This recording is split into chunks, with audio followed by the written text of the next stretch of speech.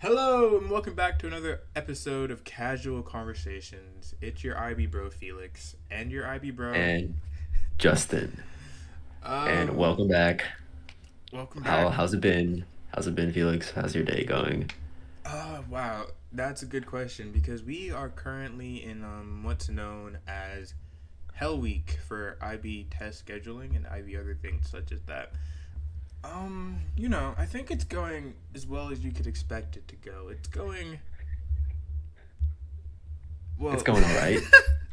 It's it, going all right. it's what we call IB here on this podcast. It's insanely brutal. But Insanely today brutal. we're going to be talking about something that you won't be doing during Hell Week, and hopefully by the time you get to this week, it'll all be wrapped up for you. And that's the internal assessment. And for The those internal viewers assessment. for those viewers who don't know what the internal assessment is, the internal assessment is evaluative work, presentations, oral interviews, papers, etc., that is assigned and scored by IB teachers using IB scoring criteria. Justin, And if you like, yeah. or if you could you walk us through just what you think about the IAs? Okay. So personally, my personal opinion, the IAs are way better than the actual papers that we end up doing. And I'll tell you why. It's because they're the one thing at the entire program that you can actually, have control over. I mean, of course, you can study for your paper, but when you get those questions in front of you, you don't know what they're going to be, and you kind of have to take a gamble. But with the IA, you choose what you do, you can get teacher feedback, and we're going to go over exactly how that works. But for me, the IAs are one of the more lax things from the IB, and I feel like you can take advantage of that. However, the IAs are a bunch of work, and a lot of the time, at least for me, I end up taking way too long to write them, and then I end up procrastinating, and we're at a deadline, and I end up writing it all in one night, and it's just terrible. So personally, I have some bad grudges with the IAs, but they're all right. Yeah. I think my biggest gripe with an IA, because look, no matter the class, you are going to have to do an IA, and I know for certain classes you may be wondering, oh, what's an IA even going to look like? IAs aren't just presentations or essays with really long papers, because for language and literature you have your IO, and Yeah. I think it stands for internal oratory, or It actually stands for internal oral. So if you were paying attention to our bit last time with all the acronyms, there's a lot of acronyms, and a that is lot of also one of them. acronyms, and it's a lot of hard. It's also pretty hard to keep up. But not only do IAs differ from class to class, but also from language to language.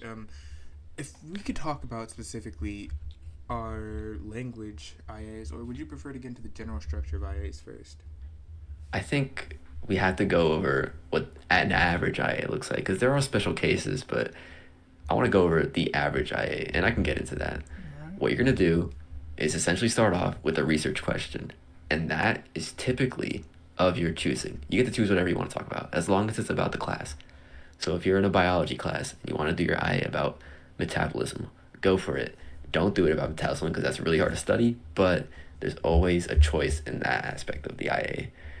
However, there are some special cases, like we're going to go over soon. But for the general structure, it's going to be a research question, then an analysis portion, which tends to use a lot of research, and then you're going to end up having your conclusion, all that jazz.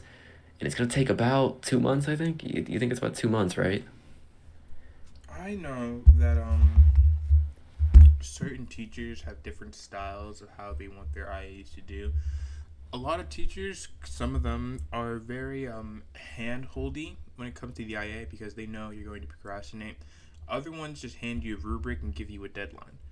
So I can't say there's a general time frame for any IA. It really just depends on the teacher and when they need to get it done by. What I can say is though, there is no feasible way to do an IA or a legitimately good IA in a singular night. Oh, that's not possible, no. And that's why I made really bad IAs before. Doing it in a night is not ideal. You want at least, I think, like at least 2 weeks. You need at least 2 weeks from Yeah. when you like start working on it to when you're done, or else you're Right. not gonna get a really good product. And I don't just mean like the physical writing of the IA, because that part's okay. I'm talking about specifically when it comes to biology and stuff, doing the experiments, running that, the planning, the showing your work parts, the analysis. All of that takes a lot more time than you think it would. Yeah. So do you remember kind of the timeline of when you get introduced to the IA in the program? Because I'm not really recalling when we actually got first introduced to them in our classes. Again, I feel like that's something that depends on the teachers. But what I will say is though, my favorite teachers or my favorite teachers method for introducing the IA is always right at the beginning, because for certain Yeah. classes the IA, it can be a bit daunting, and a lot of the class will make it seem, it'll be one of two things, I believe, or I'd say. Some classes seem to be focused solely on the IA, or at least that's how it felt for me in anthropology. Whereas other classes, the IA kind of takes a back seat to the actual core content of the class. Whereas, ESS, we had a lot more structured learning with presentations and different things like that. Yeah, I'd agree. So it really varies by class, but for a general structure for all you listeners, you're gonna get content throughout the year. Take that content, find your interest, do a research question about it, and then you're gonna write a long analysis essay about it. But now that we've gone over the general stuff, let's zoom into some of these actual specific classes. Let's go class by class, Felix, and see what each and every IA looks like. All right? Each and every IA, that's quite the daunting task. 2 years of knowledge and 20 minutes of podcasting time. But I guess with IAs, let's start with the first IA that we did.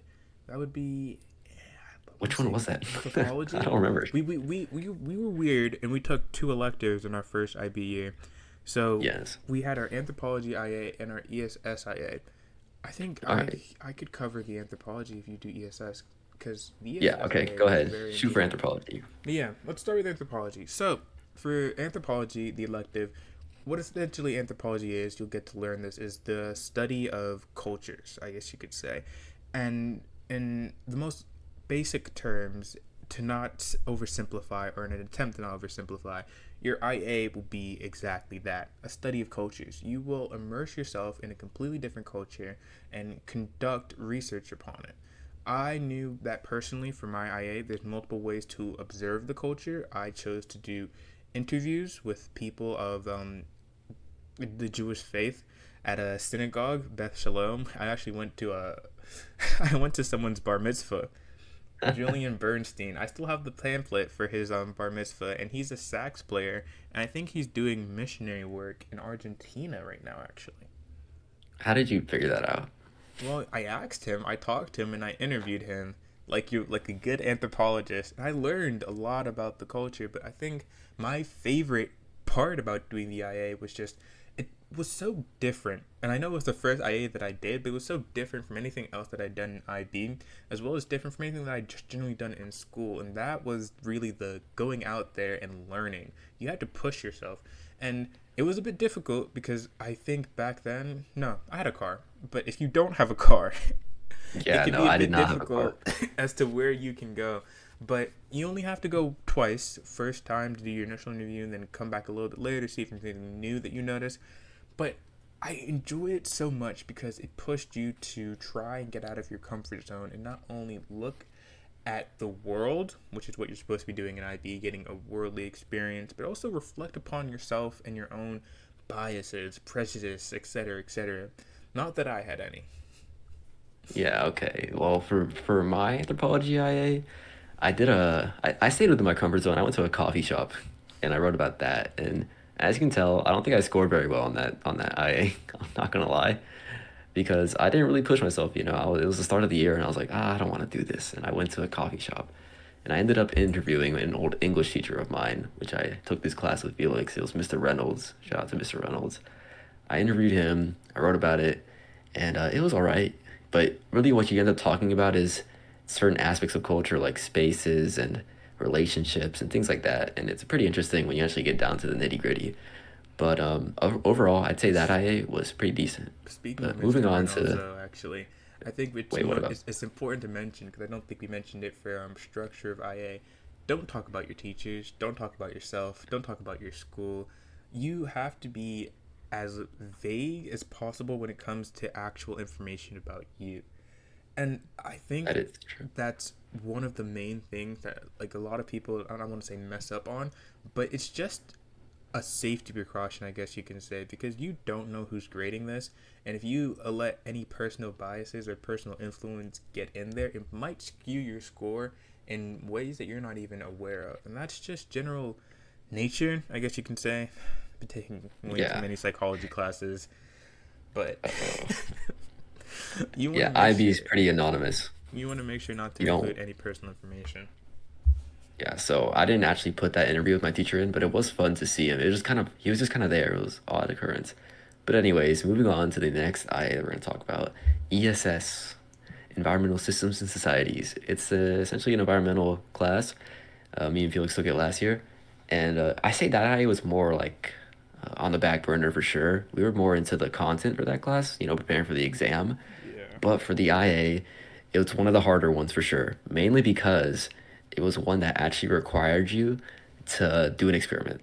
And so for my experiment, I decided to work with dirt, and I also pushed it to the last minute.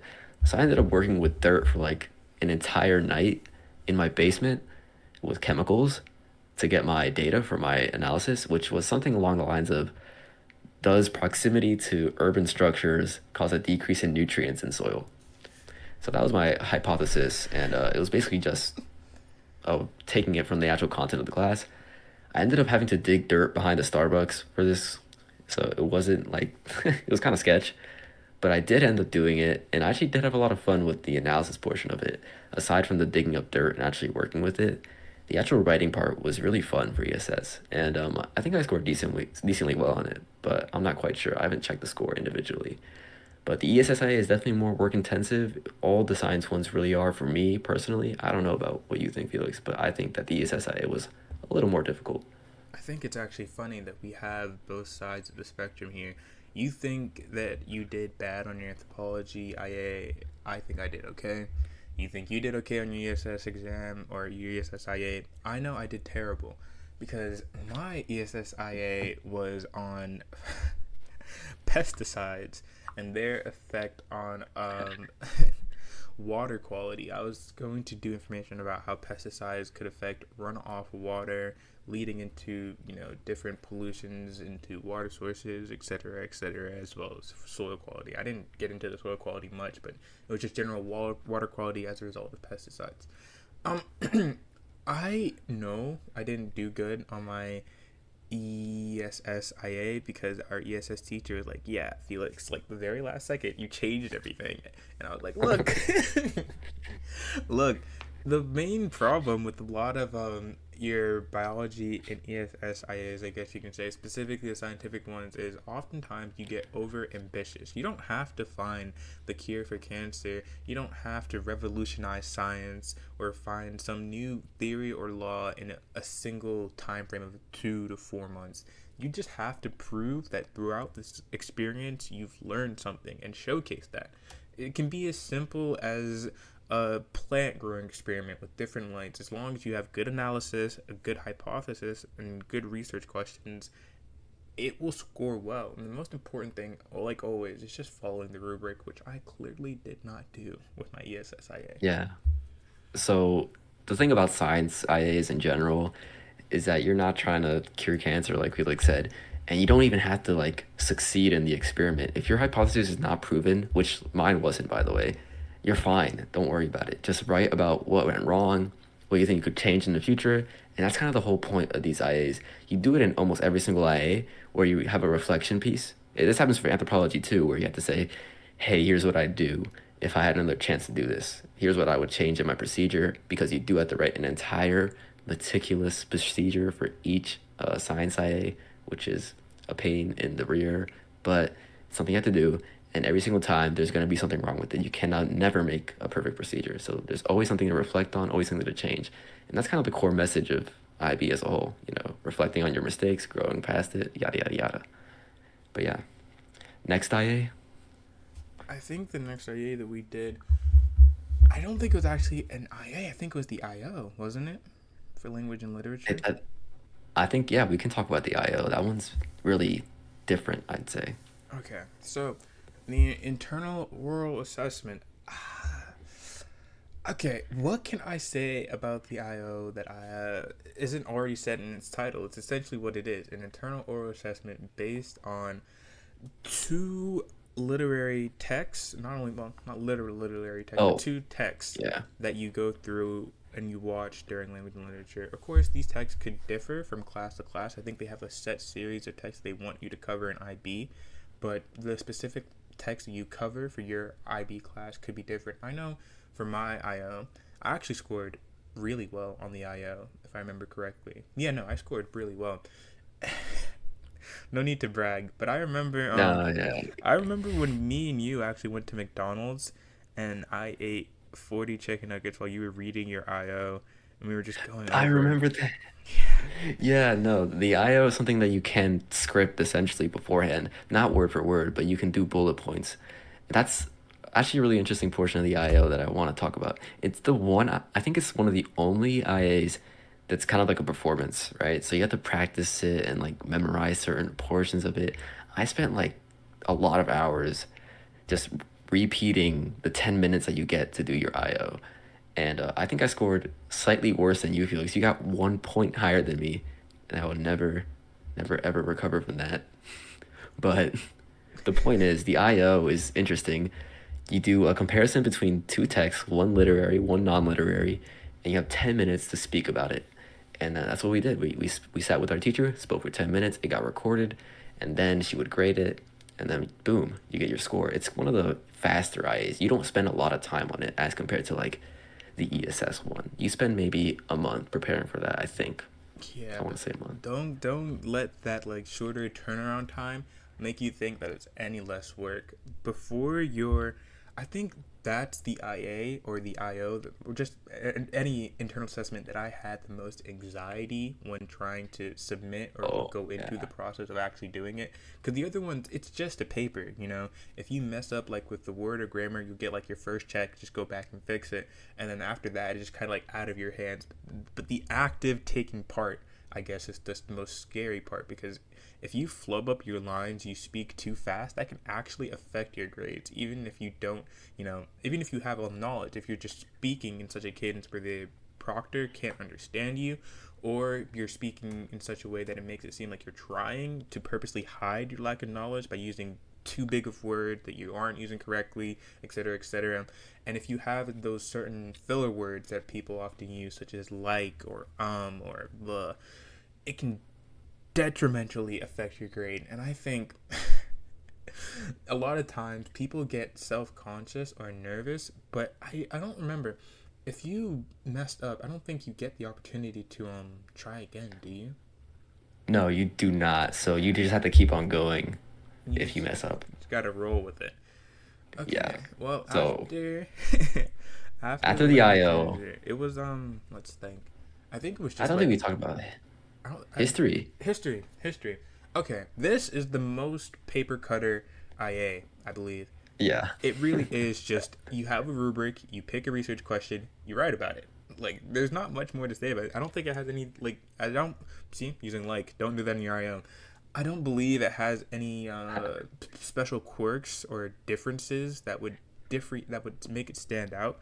I think the most difficult part about it was that it had to be what was the requirement for the history? I'm pretty sure it couldn't be American history.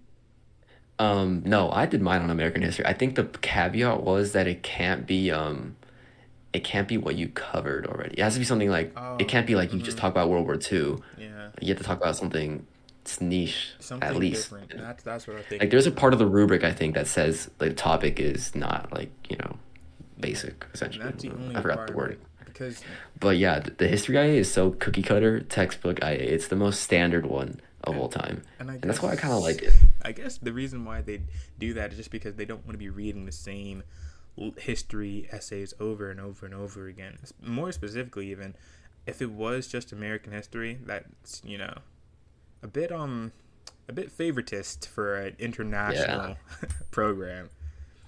So what did you do your IA on? I think I I think you mentioned it mentioned this before in the earlier. previous Yeah. podcast, but it was related to my Mod UN topic at the time where I was playing Patrice Lumumba in a crisis committee. Got best delegate, by the way. Uh, Yep. Yeah. it was on the Congo crisis, and specifically, it was did Patrice Lumumba's assassination lead to a rise in authoritarianism within the Congo? Short answer, it did. Wow.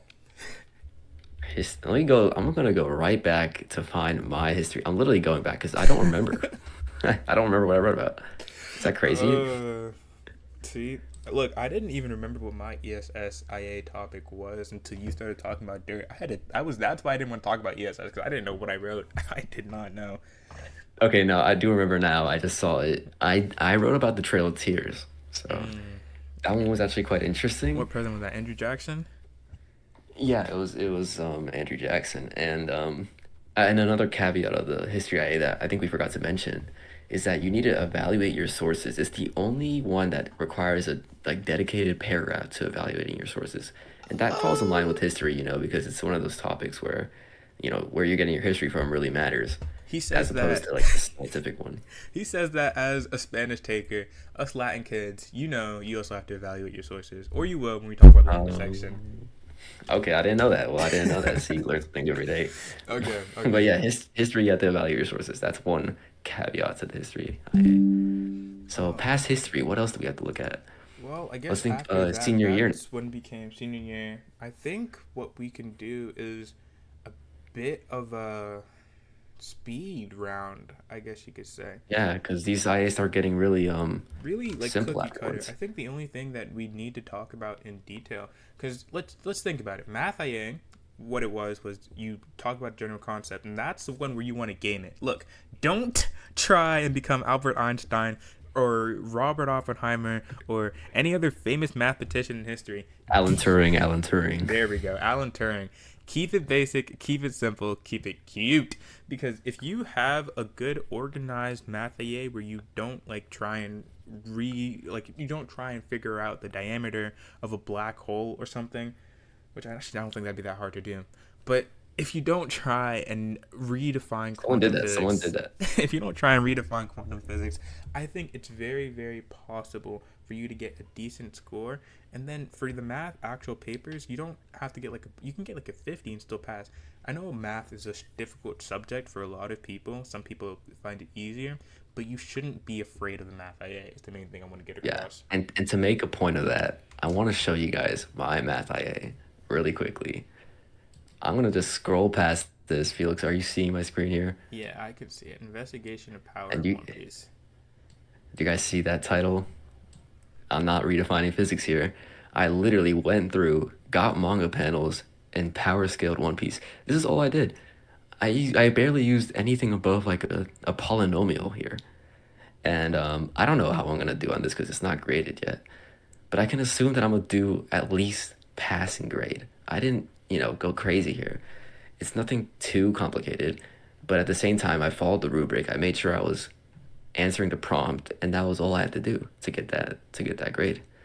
So you see, you really don't have to do anything too crazy for your math IE, even though it sounds like the hardest one of them all. And then for So yeah. the biology IA, I would like to go more in depth into it, but I think we covered most of what you need to do for biology IA with the ESS IA. Yeah, I think we can touch on what we did, I guess. I mean, I did an enzyme lab, Mine was which was on pretty simple. ocean acidification. And then Wasn't that what your EE was on? no, Oh, no, double no, no, no, dipping. no, no, no, no. Because Double dipping is not approved for IB, by the way. no, no, no. Because look, what my EE was on was ocean acidification in relation to, what was it? Ocean acidification in relation to open oceans. But my IA was on was ocean acidification in proximity to coastal cities of developing nations. There's a difference. Okay. Was that a? I was trying Oh, to you find know the what? correlation between HDMI and levels of ocean acidification near coastal cities using information from yachts and party liners and other data sources like that. It was a database IA. I think that might be the Okay. main difference is that you can use Yeah, database yeah, that's what IA. I was gonna touch on. So for the bio IA, there's a thing called a database IA, in which you can, and I think you can do this for ESS too, but we just didn't mention that because none of us did it. It's where you just straight up go to the internet, find a lot of databases on whatever your hypothesis is, and then do some statistical analysis to get a conclusion. And, it's a way to kind of cheese yourself out of doing an actual experiment, Okay. but I can like, oh, it's almost like it's like kind of a risk because you have to kind of deal with not having a lot of substance to your IA. You really have to get into it. Like if you were doing a database IA, be like Felix and just spout out a bunch of random vocab words like he just did Whoa, to sound really whoa, smart. whoa, whoa, whoa, whoa, whoa. There's a difference. There's a difference. But okay. Let's think about what we haven't covered so far. We've done history. We've done English. We've done math, biology, history. Two electives. I guess the only thing left would be our language IAs. Correct? Well, we already did our language IA. The Spanish, The yes. Okay, Spanish. so Yeah. I can go over Spanish real quick. Okay, so this is actually good that Felix takes Latin. It's the only class that doesn't require an IA that's sort of like this. So for Spanish and German and French, what your IA is going to look like is essentially this. It's the language and literature IO, but in Spanish. You get a picture and you have to talk about it for, I think it's 5 minutes, right? So you just talk about it in the language of whatever class you're in for 5 minutes. It gets recorded, your teacher grades it, and boom, you're done. And I can't lie, it was the easiest one that I've ever done because I'm fluent in Spanish. So yeah, it also varies. If you're in SL, you would do an image. If you're in HL, you're gonna do like a piece of text, like a story, and you'll talk about it. The main idea is to link it to one of the learning outcomes for IB, or not learning outcomes, sorry. It's one of the areas of knowledge for like the class. So there's like identity, and I think there's social organization, things like that, really broad concepts that you can just kind of link it back to. For me, it was the easiest thing ever. For a lot of people, it's one of the hardest IAs because, it's like talking in a whole other language for 4 minutes. It's kind of hard. But if you just, memorize certain vocab words, and your teacher will help you out with that, of course, you'll be fine. It's just like a mini IO. Yeah. And speaking of which, I realized which IA we forgot. Psychology. Oh, Um, I you're have. right. Look, we will do psychology. It's like a quick little fun thing at the end, but I would like to talk about my language IA, the Latin IA.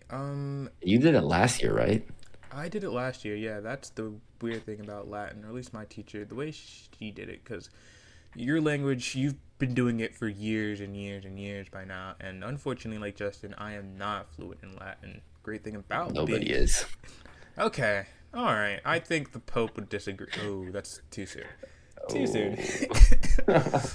Oh. But that's the great thing about Latin. You don't have to be fluent in the language, and you don't even have to speak the language for your IA. I know you're very, very excited. The Latin IA essentially is you take a research question and you try and relate it back to ancient Rome. So essentially, you get a focal point, which is something that you learn about throughout your school, and then you apply it to a Roman viewpoint, I guess you could say. Specifically for mine, I was talking about the Magna Carta, and then I talked about the foundational laws of Rome called the 12 Tables or 12 Laws of Rome. And then I related that, I talked about how the Magna Carta was could have been or it was essentially influenced by the 12 tables, as well as connecting it back to an IB standpoint, what the 12 tables meant to a Latin perspective, and just overall building a general theme about how much the 12 tables influenced the future laws of Roman society, like the Magna Carta did for English society. Um, That's a whole bunch of information that I really don't know anything about. But the Latin IA is like so out of this world for me. I could never do a Latin IA.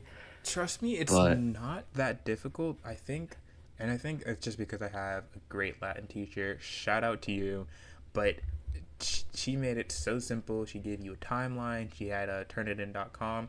If you just do the work, the Latin IA, quite frankly, I think could be. And this is one of the classes where I know by the time you're watching this, you guys might have flying cars or time machines or whatever hijinks you're getting up to at that time. But specifically for the Latin IA, my teacher, it was weird because she actually said that you can use ChatGPT to find oh, your wait. sources. Hold on, to find What? your sources, not to write for you, but to help you Oh find dang. sources and other information that you can use. You don't want to use ChatGPT for any of the actual writing, but just for like looking up sources, it is so much easier to just type it into an AI assistant that can search all of the internet for you in a matter of seconds, as opposed to having to look up niche Latin resources. Not only niche Latin resources, but niche Latin resources that are hidden behind a paywall. Let me tell you, folks, Ooh. anyone that studies Latin is very, very, very stingy. Just ask the Catholic Church. Oh, okay. Well, on to our last and most recent IA, the Psych IA, which I think we okay. So here's the thing about the Psych IA, and I kind of like it. It's one of my favorites actually because it's an experiment, but you get to work on it with people, with your friends. You get to do a group. Yeah. So me and Felix were in a group together, What along are with the two odds? other. Yeah, what are the odds of that happening? You guys expect that happening? But we were in a group together, and we worked on a psychology experiment, which was essentially it was like a question we asked people, right? And then they had to give us a response in a form of a percentage, and then we analyzed that and talked about it as it related to one of the concepts that we learned about in class. But the thing about the psychology IA is that you have to do a lot of data analysis. It's probably the one that you had to collect the most data for out of all these science experiment ones. Because for bio, I did maybe what, three trials, five various levels of IV for that, about like 20 data points. Same around for ESS. I want to show you guys what the data looks like for our psych IA, which is already all processed and done. This is what it looks like. Um, a lot of messy data. Felix, are you seeing this? This is pretty bad. Uh, Yeah, it was a lot of work, but it was also really fun, and you get to go around the school and kind of test out your classmates in a way. So yeah, what are your thoughts on this, like, I Felix? And could I you give a think general outline on it too? I think going into the Psych IA and just the way it was talked about, I expected it to be a lot more similar to the anthropology IA, but it was honestly very, very, very different. I think it's one of the more unique IAs that you have to do. And if you find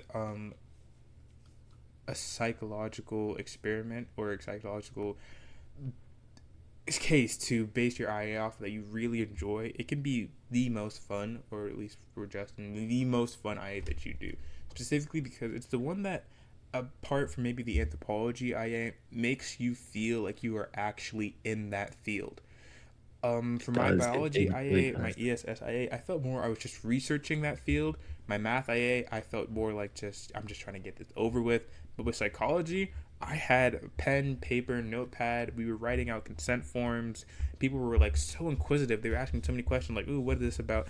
Everyone was just so interested in it, and it made me feel, for at least a brief moment, a brief second, that I was a real psychologist. Yeah, I think it was really fun. Yeah, one of the a few quirks about it, it's the one that requires the most supplemental stuff to the point that it requires an entire appendix. So yeah, you do have to make informed consent forms, or you need to write out a procedure. You need a material list for this one. And that needs to be attached as a separate thing on your appendix, which your teacher will probably go into more depth with. But as for like our process of writing it, ours is very, very structured. We had like outlines, guidance on how to do things, because it's kind of hard if you didn't have any of that, like those resources, in my opinion. It would be really difficult if we didn't have those supplemental stuff going along with it. And of course, in the end, you get your feedback and you can change things, which, by the way, I don't know if we mentioned, but you get feedback from your teacher once you submit your rough draft, and that's the only time you get feedback because you can only get feedback one time, and then you have to go back and like redo it, not redo it, but fix it a little bit and then resubmit it. That's how it usually goes. But I think for psych, the real main takeaway is you're going to be doing a group project essentially, and then splitting off and writing your own papers, and it in theory could be really fun because you really feel like a psychologist doing this stuff. So yeah, that's all our IAs, isn't it? Oh, except for the final big one, TOK. What does a TOKIA look like, Felix? Great. Let's talk about the TOK podcast or TOKIA, which how do you want to talk about this? Well, the thing is, I never really got this when I was going through TOK. But which one is it? Is it the TOK essay, the exhibition, or the EE? Because I have no I idea. think I want honestly, to say that I I want want to say that the EE is like the paper, the the EE exam. is the paper. I want to say that the exhibition is almost in itself something entirely different. because TOK is such a weird class that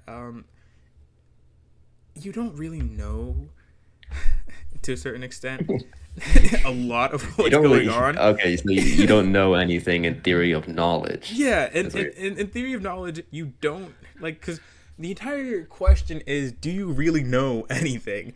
And the answer is oftentimes No. no. But here's I what would say it's the I would say it's the I'd, I'd TOK essay. I'd agree with you on it being the essay. I think we can talk about the exhibition in a later podcast, actually. Yeah, But I we can think talk about it later. what the most important thing is would be to get the outside perspective of one of the less nerdy people in IB. Let's see if we can Oh call yeah. someone, phone in a Oh, so friend. me, right? That's me, right? Ah, Talking about me. goodness gracious, don't do this to yourself on your own podcast, man. Have some humility. Let's Let's call up see. Let's see. someone If, else. let's see Let's if see if they answer. Please, God, please, please don't if they embarrass me on don't, the then podcast. Oh my automatically defer God, to me being no. the second least nerdy in our cohort. Oh my goodness. Thank you so much for joining us on the IB Bros Casual Conversation podcast. Could you state your name for us, please? Hi, my name is Jolene Dooku. Okay, thank you. I know it's rather late that we're calling you, but we just wanted to get your opinion on, the general IA process in IB. Um, I think what was I gonna say? We just went over an overline of all the IAs, and if our listeners were paying any attention, which we hope they were, they should all know what the IAs are by now. So now we just like you to talk about your favorite IA and the experiences doing that IA. Yeah, okay, so great prompt to talk about. Personally, I think that I would just say my personal favorite was the psychology IA. I was doing it with a really, Boom. really trustworthy and hardworking IB senior, Isabella King. They really helped me throughout the process. And the psychology IA was just kind of fun because it was an experiment, really, that we were, our subjects were our peers. So that was just something that was really fun to experience. Um, about the IA formatting, preparing for it, and just getting it done, if there's one thing I have to say, it's brainstorming can take you a long way. If you have a general idea of what you want to do for your IAs before you actually execute them, you're way ahead of your peers. Something that I'm really bad at is that I have really bad time management and I tend to procrastinate a lot. So being able to have those ideas that I had brainstormed on back in the summer, per Isabella's advice, actually, to fall back on when it came to actually doing my IAs was like, it took a lot of stress off my back because I knew that I had something to kind of like go along with if I didn't come up with anything new that I wanted to do. So that was pretty cool. Okay, well, thank you. I know Justin would agree with you on psychology being the most fun IA to do. I just want. I know I introduced you as one of the cooler people in IB, but I just want you guys to know exactly who is saying all this. This is our NHS president, our student body president, Our and class representative too. class representative. Yes, this is the most academically achieved IB student that we have. So this isn't just anyone saying this. This is future Hot president, dog. Yeah, president, lawyer, doctor here. You future guys all think future I'm the president, lawyer, president. doctor, I have no intention on becoming the president. future lawyer, doctor, researcher, business, Forbes top PhD, 500. Yeah, MBA. Okay, Forbes Yeah, top. Okay, you know what? Actually, that's a goal I can work towards. there we go. All right. Well, there we thank you so go. much for coming on to the Casual Conversations podcast, Dr. Dooku. Is there anything else you'd like to say to our listeners? Um, whether prospective IB sophomore slash freshman or an IB junior currently, just know that if you're struggling, everybody else is too. So make sure that you talk to your IB peers, fall back on them, take a trip to Panera, study, get that extra credit. Thank you guys so much for having me on this podcast. It's been an honor. Thank you so much for coming on. All right. Have a good night. We feel it. Good night. There we go. We just got wow. We got a lot of Wow. useful information from I would say we did IB superlatives, and I think Jolene won most likely to be successful, or was it you or Jolene, or was it Curtis? Sorry. It was most likely to be successful and then most likely to be rich, and I won the rich one, I think. Okay, well, And then Jolene she won won most most likely to be successful. successful, and I don't doubt it. Yeah, That girl is an I don't doubt. overachiever. If there's Yes, anyone like in IB that you should be like, it's her. it's Jolene. It's her. Yeah, it's Jolene. And I'd That's what say, I'm gonna she's probably say. our best call-in yet, I Yeah, think best, she's been our best of the best call-in. best. Yeah, for sure. She didn't tell our Sorry. viewers not to listen to this thing anymore. Yeah, sorry, Emily. You know what you did. You know what you did. Okay. Well, I guess we should transition into our final bullets. We're actually running a bit over time.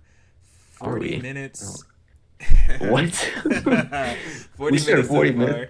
So let's just Wow, okay. let's wrap it up in the best way that we can cuz Yeah, okay, let me get some final thoughts out then, huh? Okay, so we talked about IAs today, and I hope you guys are paying attention. There's a lot of them in this course, and they're going to be pretty important to your final IB grade. Every class is different, but most of them are cookie cutter, research, write, submit. However, there are some quirky ones like the IO or the Spanish IA, and we just wanted to let you guys know what those look like and what our experiences were with them. And overall top favorite, go IB Psych. Felix? overall top favorite. You already know what I'm going to say. Latin IA every single time. So good. Latin IA So every fun. time. So fun. So fun. All right, but All right like then. Jolene said, look, we won't literally be here, but our podcast always will be. Your friends and your community will always be here. So if you are ever struggling on your IA and for some reason you can't talk to your teachers, you can't talk to someone else, remember that there is a whole entire class of people who are also doing the exact same thing and struggling the And exact same procrastinating. way. Yeah, and procrastinating. Don't procrastinate. But when you procrastinate, just know you're not alone. Yeah. And that's been Well, another casual conversation podcast with your IB bro Felix. and your IB bro, Justin. Have a good day, and like we always say, don't procrastinate. Bye. Yes. Bye.